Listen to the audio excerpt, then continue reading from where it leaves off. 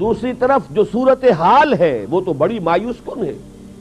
ابھی میں نے عرض کیا 130 کروڑ مسلمان، کتنا بڑا رقبہ ہے زمین کا، سارے وسائل، ہر طرح کے منرلز، یہاں تک کہ آج کی سب سے بڑی قیمتی شے سیال سونا جو یہ تیل ہے، سب سے بڑے ذخیرے مسلمانوں کے پاس. اس کے باوجود عزت جس شے کا نام ہے وہ مسلمان کے پاس نہیں. کسنوی پرسد کے بھیا کیستی، بین الاقوامی مسائل میں کوئی ہم سے پوچھتا ہی نہیں کہ تمہاری رائے کیا ہے. اپنی جگہ پر ہم شعر پڑھیں اقبال کا کہ خودی کو کر بلند اتنا کہ ہر تقدیر سے پہلے خدا بندے سے خود پوچھے بتا تیری رضا کیا ہے.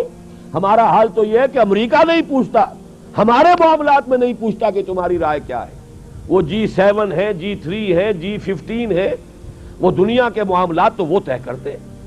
یونائٹڈ نیشنز ہے تو وہ امریکہ کے گھڑے کی مچھلی ہے اور امریکہ کے سر پر یہودی سوار ہے. بہرحال وہ حصہ میں اپنی گفتگو کا اس وقت نہیں چھیڑنا چاہتا. نوائے وقت میں میرے مضامین کا وہ سلسلہ جاری رہا ہے، اس سے پہلے میں یہاں بھی مسجد میں تقریر کر چکا ہوں.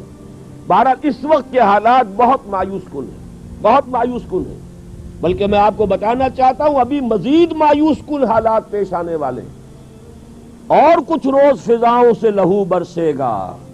ابھی تو یہ جو ہمارے اندھیارے ہیں یہ اور گہرے ہوں گے، اس کی بھی پیشن گوئیاں موجود ہیں.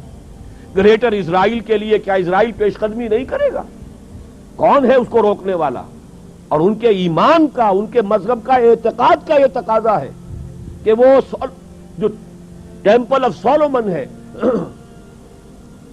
ان کے لیے تو جیسا ہمارے لیے کعبہ ہے ایسے ہیکل سلیمانی، اس ہیکل سلیمانی کو تعمیر کرنا دوبارہ، یہ تو ان کے مقاصد میں سے ہے. گریٹر اسرائیل قائم کرنا ان کے ڈکلیئرڈ آبجیکٹوز میں سے ہے. اور عربوں میں کون سی طاقت ہے کہ جو ان کا راستہ روک سکتی ہے؟ صرف لے دے کے ایک عراق تھا کہ جس کے کچھ ایٹمی دانت نکلنے کا اندیشہ تھا، ابھی نکلے نہیں تھے. ایک دفعہ ان کا ریئیکٹر جو ہے آ کر کس طور سے تباہ کر گئے تھے اسرائیلی، اور سعودی عرب کی ٹیریٹری پر سے ہو کر گئے تھے. حالانکہ اواکس موجود تھے، لیکن ظاہر بات ہے اواکس بھی امریکہ کے تھے، ان کے اوپر کام کرنے والے بھی امریکہ کے تھے. آ کے انہوں نے ان کے ریئیکٹر تباہ کیے اور چلے گئے. پھر اب جو کچھ ہوا ہے وہ آپ کے سامنے، اس میں جو حماقت ہے صدام حسین کی وہ اپنی جگہ، لیکن یہ کہ جال پھیلایا تھا گلاس پائی نے اور اس میں وہ بے وقوف پھنس گیا. لیکن نتیجہ کیا نکلا؟ یہ تو جو ان کا شوارٹز کرافٹ جو ان کا آرمی چیف تھا، اس پوری فوج، پورے اس پروجیکٹ کا جو انچارج تھا، اس نے بعد میں کہہ دیا کہ ہم نے یہ جنگ اسرائیل کی حفاظت کے لیے لڑی. یہ چونکہ فوجی تھا اس لیے نکل جاتی ہے جس کے منہ سے سچی بات مستی میں، فقیہ مصلحت بھی سے وہ رندے بادہ خار اچھا، لہذا وہ فوجی جو ہے وہ اس حقیقت کو بک گیا. ورنہ یہ ہے کہ کوئی ڈپلومیٹ اور کوئی بھی جو ہے سیاستدان ایسی بات کبھی نہیں کہے گا، لیکن حقیقت وہی ہے جو اس کی زبان پر آ گئی. تو حالات تو خراب سے خراب تر ہوں گے.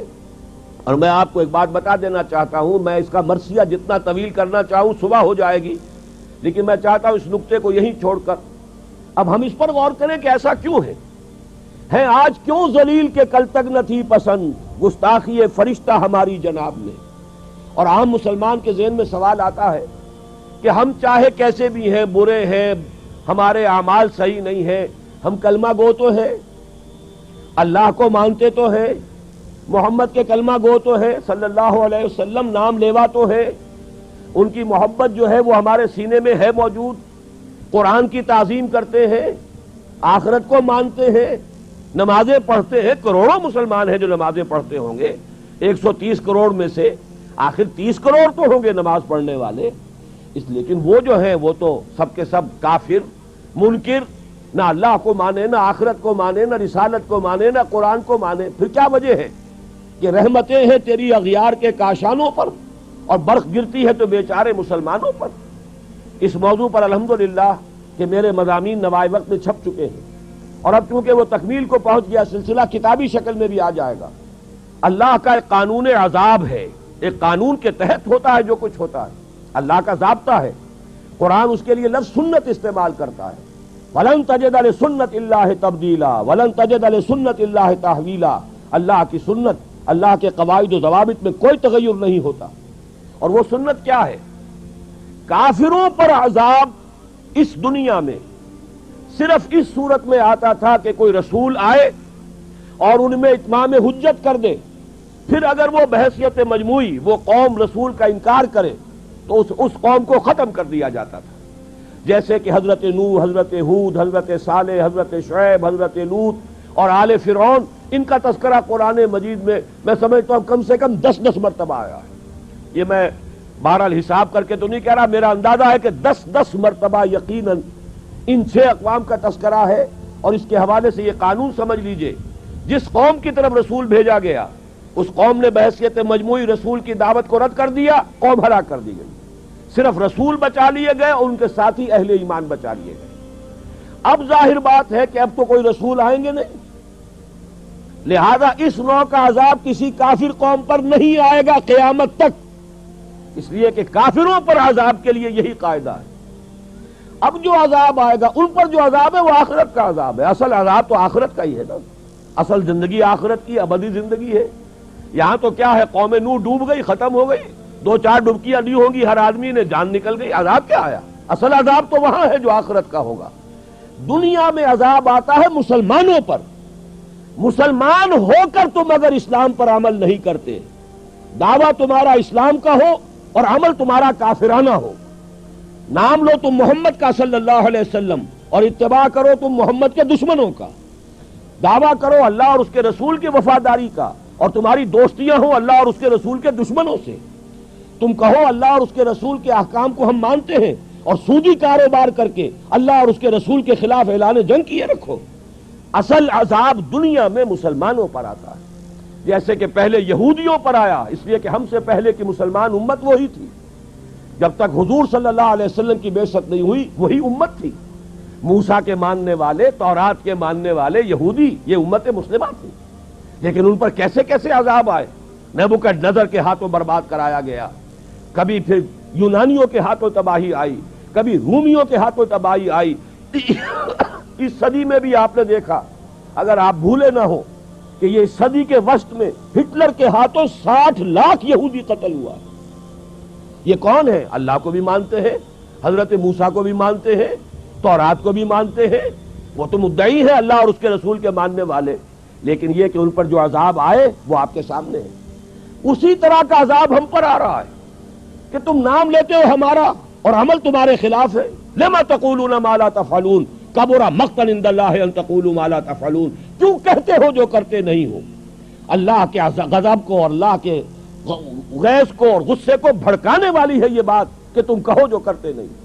یہ ہے اصل سبب، اصل مجرم ہم ہیں، ہم دوہرے مجرم ہیں۔ ان کا جرم ایک ہے، انہوں نے انکار کر دیا، چھٹی ہوئی۔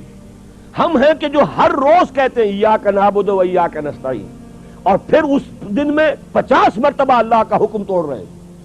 پوری زندگی ہماری گزر رہی ہے، 5 وقتہ نمازی زیادہ بڑا مجرم ہے اس وقت، اس لیے کہ وہ 23-24 مرتبہ، 25 مرتبہ، 27 مرتبہ دہراتا ہے ایاک نعبد و ایاک نستعین، اور پھر باہر نکل کر جو کام کرتا ہے وہ اس کے خلاف ہے۔ یہ ہے اصل میں سبب، اور یہ جان لیجئے جو عذاب ہم پر آ رہا ہے اللہ کا وہ اس وجہ سے آ رہا ہے۔ ہمارا کام تو یہ تھا کہ ہم دین کے علم بردار ہیں، دین کا ایک نظام دنیا کے سامنے پیش کریں۔ ابھی بڑا اچھا لفظ استعمال کیا ہے توکل صاحب نے، ماڈل دو نا، ایک انفرادی ماڈل ہوتا ہے۔ حضور صلی اللہ علیہ وسلم اپنی ذات میں ماڈل تھے، لقد کان لکم فی رسول اللہ اسوۃ حسنہ، لیکن حضور نے صرف ذاتی اور انفرادی ماڈل نہیں دیا، ایک اجتماعی ماڈل فراہم کر دیا، نظام قائم کر کے دکھا دیا۔ یہ ہے اللہ کا دین، یہ ہے اس کا سیاسی ڈھانچہ، یہ ہے اس کا معاشی ڈھانچہ، یہ ہے اس کی معاشرت، یہ ہے اس کی فیملی لاز، یہ ہے اس کے اندر تمام قوانین فوجداری اور دیوانی، یہ ہے یہاں پر قانون شہادت، یہ ہے سارا نظام۔ دیکھ لو، ٹھوک بجا کر دیکھ لو، یہ نظام ہے۔ جب تک وہ ماڈل مسلمان قائم نہیں کریں گے یہی عذاب کے کوڑے برستے رہیں گے، سخت سے سخت تر عذاب آئے گا۔